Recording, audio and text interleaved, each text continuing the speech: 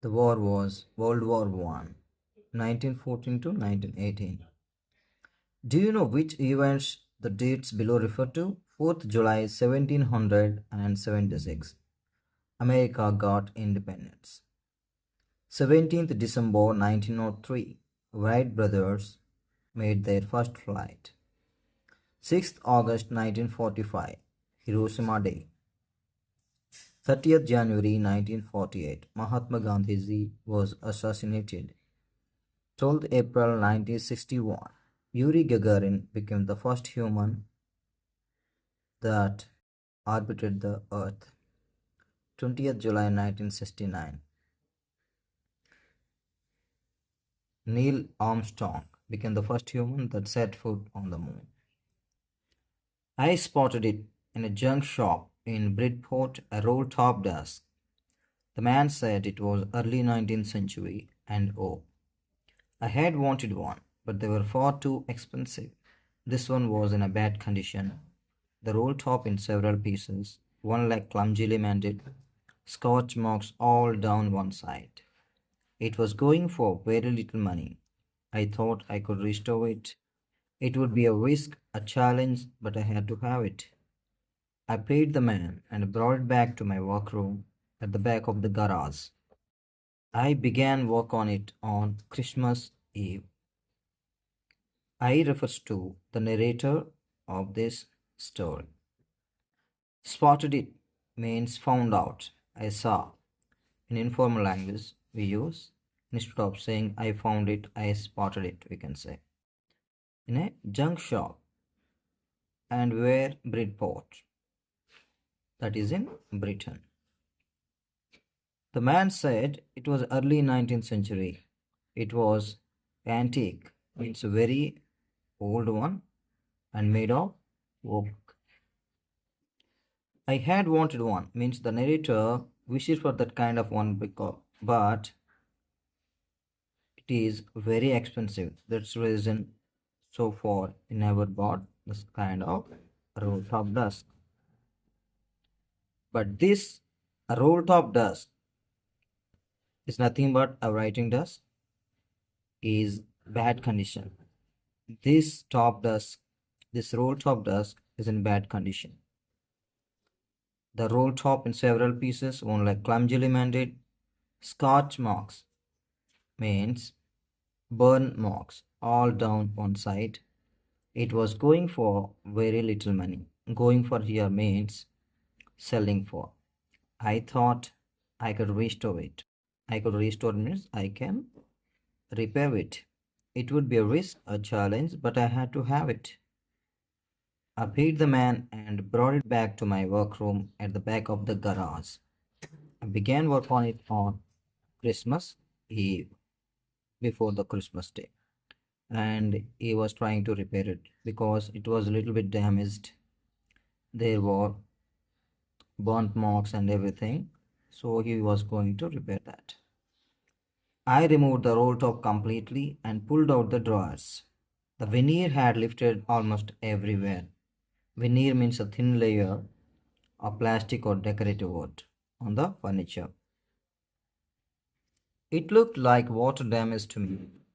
Both fire and water had clearly taken their toll on this desk. Taken their toll means damaged. What damaged the desk? Water and the fire. The last drawer was stuck fast. Stuck fast means shut tight. It's not coming out. I tried all I could to ease it out gently. In the end, I used brute force. First, we tried to take it off smoothly, but it didn't come, so we had to use force.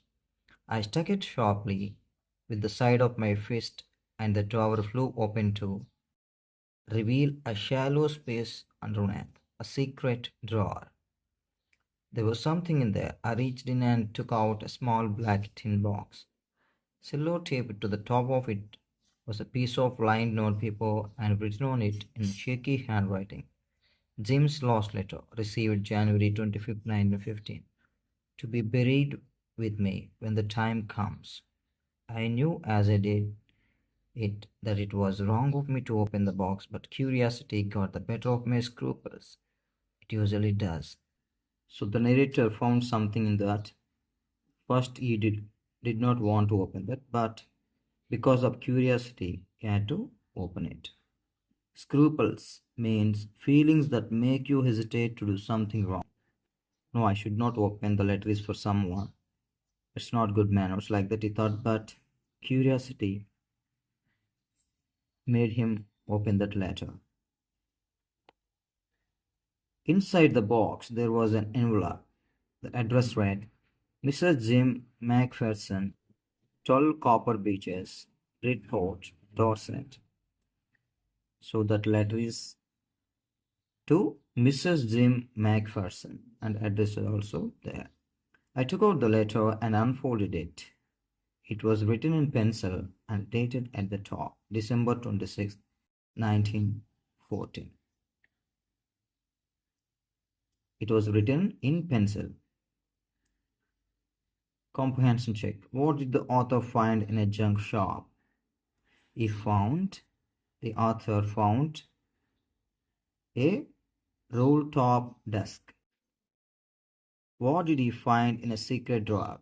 He found a letter in a secret drawer. Who do you think had put it in there? The owner of the roll-top desk. The owner of the roll-top desk. So he opened that letter and started reading. Dearest Connie, I write to you in a much happier frame of mind because something wonderful has just happened that I must tell you about at once. We were all standing in our trenches yesterday morning, Christmas morning. It was crisp and quite all about as beautiful a morning as I've ever seen, as cold and frosty as a Christmas morning should be. So this letter is to Mrs. Jim Macpherson. Jim Macpherson is writing this letter to his wife. His wife's name is Connie. So he was describing in this letter how he spent the Christmas day in the border. I should like to be able to tell you that we began it. But the truth, I am ashamed to say, is that Fritz began it. Fritz means a German soldier. First, someone saw a white flag waving from the trenches opposite. Trenches means long, deep ditches in the ground where soldiers hide from the enemy. Then they were calling out to us from across no man's land, Happy Christmas! Tommy, Happy Christmas! When we had got over the surprise, some of us shouted back, Same to you, Fred, same to you. Here, Tommy means British soldier. A common English name used here to refer to British soldiers. Fritz, German soldier, and Tommy, British soldier. I thought that would be that. We all did, but then suddenly one of them was up there in his grey greatcoat and waving a white flag. Don't shoot, lads, someone shouted, and no one did. Then there was another Fred upon the parapet, and another. Keep your heads down, I told the man. It's a trick, but it wasn't. So, Jim Macpherson, he just alerted his soldiers. It may be a trick. They may shoot us because they are our enemies. But nothing happened like that. One of the Germans was waving a bottle above his head. It is Christmas Day, Tommy. We have schnapps. We have sauces. We meet you? Yes? By this time, there were dozens of them walking towards us across no man's land and not a rifle between them. Little Private Morris was the first up. Come on, boys, what are we waiting for? And then there was no stopping them. I was the officer. I should have stopped them there and then, I suppose. But the truth is that it never even occurred to me I should. all along their line, and ours I could see men walking slowly towards one another, grey coats, khaki coats meeting in the middle, and I was one of them. I was part of this. In the middle of the war, we were making peace. So, so one side German soldiers are there, here British soldiers are there, and first they waved and they wished the happy Christmas, and first they were little bit alert. After they came to know there is will be no harm, they try to make peace. So let's enjoy the Christmas, German soldiers said, and British soldiers also mingled, and they were just behaving like friends. You cannot imagine, dearest Connie, my feelings as I looked into the eyes of the Fridge officer who approached me, hand outstretched. Hans Wolf, he said, gripping my hand warmly and holding it. I am from Dusseldorf. I play the cello in the orchestra. Happy Christmas. So, German soldier came, his officer, Fridge officer, introduced himself. I am Hans Wolf and I am from Dusseldorf and I play the cello. It's a musical instrument. Happy Christmas. He wished Jim Macpherson. See friends, here German soldiers and British soldiers playing football. So no man's land. The middle is called no man's land. One side British soldiers will be there, another side German soldiers are there. But here that was Christmas Day. Happily they're enjoying. Captain Jim Macpherson, I replied. And happy Christmas to you too. I'm a school teacher from Dorset in the west of England. So German soldier introduced himself. Next, British soldier Jim Macpherson also introduced himself. Ah, Dorset, he smiled. I know this place. I know it very well. We shared my rum ration and his excellent sauces. And we talked, Connie, how we talked. He spoke almost perfect English, but it turned out that he had never set foot in Dorset, never even been to England. He had learned all he knew of England from school and from reading books in English. His favorite writer was Thomas Hardy, his favorite book Far from the Madding Crowd. So, German soldier learned English even though he never been to England. He learned English through books. And his favorite writer was Thomas Hardy, it seems. And favorite book is Far from the Madding Crowd. So out there in no man's land, we talked of Bathsheba and Gabriel Oak and Sergeant Troy and Dorset. He had a wife and one son, born just 6 months ago. As I looked about me, there were huddles of khaki and grey everywhere, all over no man's land, smoking, laughing, talking, drinking, eating. Hans Wolf and I shared what was left of your wonderful Christmas cake, Connie. He thought the marzipan was the best he had ever tasted. Marzipan is one sweet. Marzipan is a sweet covering on a cake made from sugar, eggs, and almonds. Agreed. We agreed about everything, and he was my enemy. There never was a Christmas party like it, Connie. So, here, Jim Macpherson is writing this letter to his wife, Connie. He was so surprised that instead of fight, there is a friendship between German soldiers and British soldiers. So he wants to share that happy moment with his wife, Connie. That's why this is the letter addressed to Connie. Then someone, I don't know who, brought out a football. Great coats were dumped in piles to make goalposts. And the next thing we knew, it was Tommy against Fritz. So Tommy, British soldier, Fritz, German soldier. In the middle of no man's land, Hans Wolf and I looked on and cheered. Hans Wolf is officer there, and here, who is this Jim, Captain Jim Macpherson is the officer for British soldiers. Hans Wolf and I looked on and cheered, clapping our hands and stamping our feet to keep out the cold as much as anything. There was a moment when I noticed our breaths mingling in the air between us. He sighed too and smiled. Jim McPherson, he said after a while, I think this is how we should resolve this war. A football match. No one dies in a football match. No children are orphaned. No wives become widows. In war, what happens, friends? Children will become orphans because many soldiers die in the war. Many wives become widows. But here, this is football match. Nothing such will happen. I would prefer cricket, I told him. Then we Tommies could be sure of winning. Probably we laughed at that, and together we watched the game.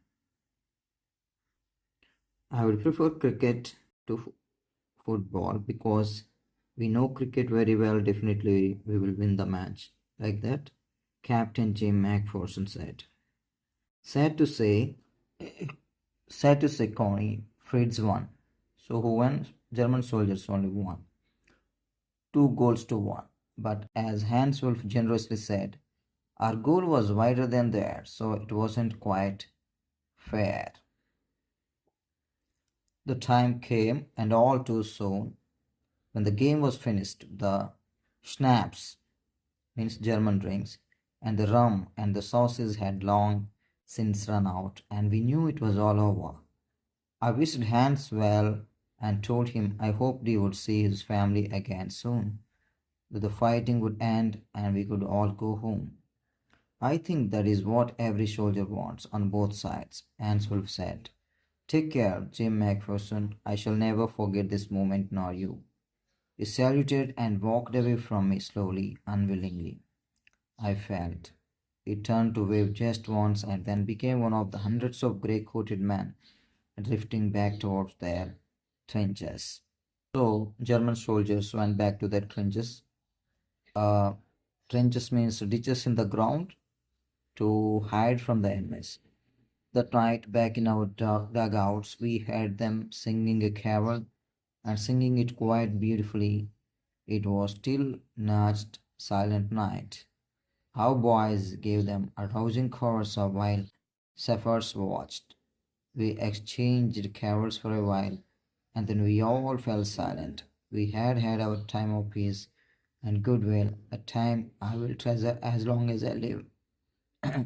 So, is so happy, so glad about that celebration. So, both soldiers want to go back to their family. Okay, nobody wants to die in that war. They want to make peace. Dearest Connie, by Christmas time next year, this war will be nothing but a distant and terrible memory. I know from all that happened today how much both armies long for peace. We shall be together again soon, I am sure of it. So, Captain, Captain Jim McPherson hoped that the war would end and they would meet again soon. So, he ended the letter, Your loving Jim. The captain is Jim McPherson. Who had written the letter to whom and when? Who had written this letter? Jim wrote this letter to Connie. And when? On 26th December. He was describing the day 25th, how happily they spent with the enemies. Why was the letter written? What was the wonderful thing that had happened? The letter was written to share happy moments. Jim wrote this letter to his wife to share the happy moments that happened between German soldiers and British soldiers during the World War One. What jobs did Hans Wolf and Jim McPherson have when they were not soldiers? Hans Wolf was Hans Wolf used to play cello in orchestra, and Jim McPherson was a teacher. Had Hans Wolf ever been to Dorset? Why did he say he knew it? No, Hans Wolf was never been to Dorset. Why did he say he knew it? He learnt everything from the books. He learned the language, learned about places and everything through books. Do you think Jim Macpherson came back from the war? How do you know this? I think Jim Macpherson did not come back from the war. He was expecting that he would come back soon. I folded the letter again and slipped it carefully back into its envelope. He read that letter. It was written a long time back. The narrator read the entire letter and folded back. I kept awake all night. He could not sleep that night. By morning, I knew what I had to do. So he wanted to hand out that letter to the addressee, to Connie. I drove into Bridport, just a few miles away. I asked a boy walking his dog where Copper Beaches was. House number 12 turned out to be nothing but a burned out shell, the roof gaping, the windows boarded up. I knocked at the house next door and asked if anyone knew the whereabout of Mrs. Macpherson. Okay, he went there. That house was totally burnt off, and he went to the neighbor and inquired about Mrs. Macpherson. Oh, yes, said the old man in his slippers. He knew her well.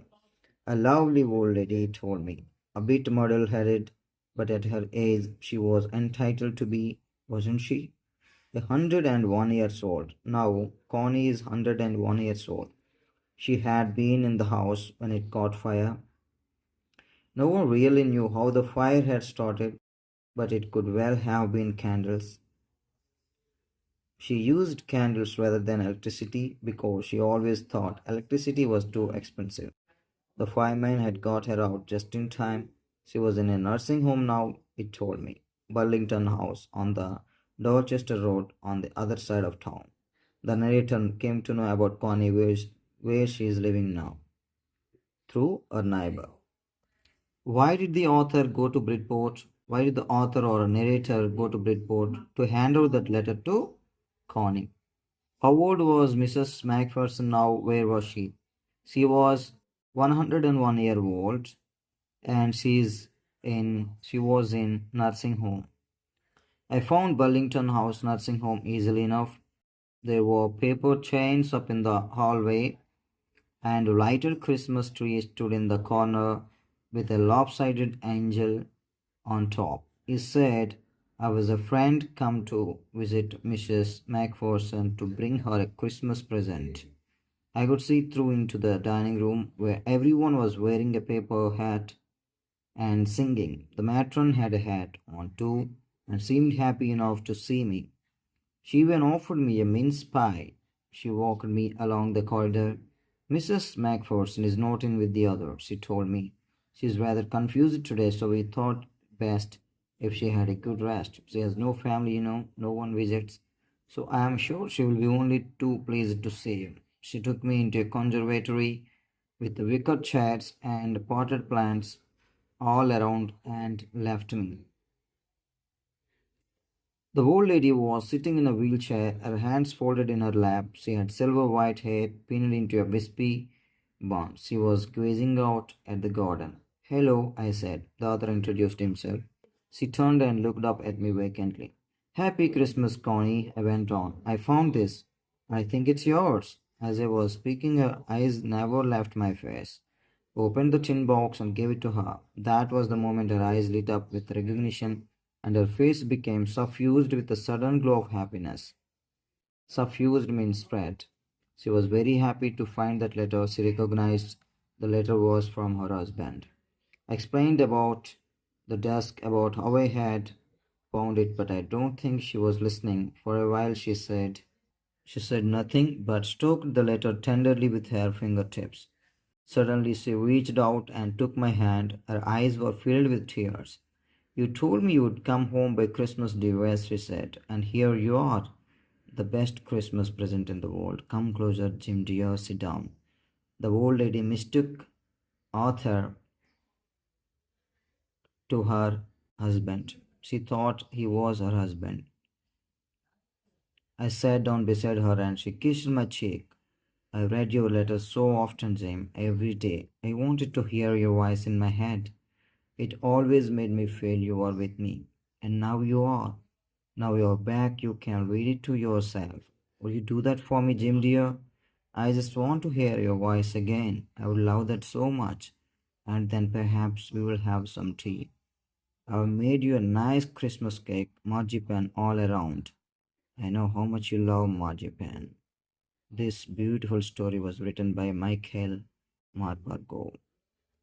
Who did Connie MacPherson think her visitor was?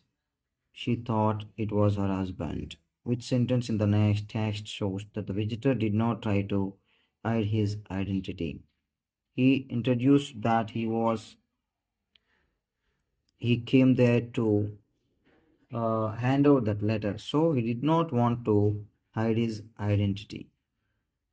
So, how do you feel, friends? Please comment the comment box if you want more lessons.